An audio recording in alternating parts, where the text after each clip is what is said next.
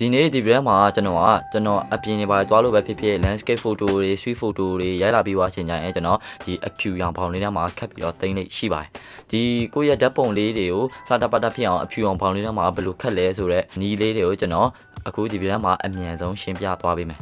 ပထမဆုံးအနေနဲ့ကကြတော့ကိုယ့်ရဲ့ဓာတ်ပုံလေးတွေကိုအကောင့်ဆုံး cropping တွေရော composition တွေရော color တွေရောအကုန်လုံး adjustment အရင်လုပ်လို့ပြီးသွားပြီဆိုရင်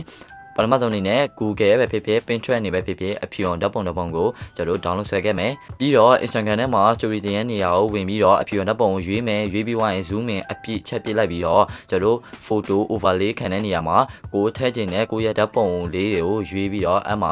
square ဖြစ်ဖြစ် landscape ဖြစ်ဖြစ် frame တစ်ခုကိုရွေးပြီးတော့အဲ့ဒါကိုခင်ဗျာ download ဆွဲခဲ့ပြီးသွားရင်တင်းရဲ့ဖုန်းထဲက gallery ထဲမှာပြန်ပြီးတော့ crop လုပ်လိုက်ပြီးဆိုရင်ဒီလိုမျိုးပုံလေးလှတပတ်လေးဖြစ်သွားပြီဖြစ်ပါတယ်ဒီလိုမျိုးအဖြူရောင်ဖောင်လေးထက်ကိုကိုယ့်ရဲ့ဓာတ်ပုံလေးထည့်လိုက်ခြင်းအားဖြင့်ကိုယ့်ရဲ့ဓာတ်ပုံကလှသည်မလှသည်ဖြစ်စေနုပညာ form ပုံစံတစ်ခုတည်းဝင်သွားပြီးတော့ပကြီးကားချက်လေးနဲ့တူသွားတာမျိုးဖြစ်ပါတယ်အဲ့တော့ဒီဗီဒီယိုလေးက comment တွေတွေ့ရှိမယ်လို့မျှော်လင့်ပါတယ်ခင်ဗျာအဲ့တော့ see you in the next video let's go peace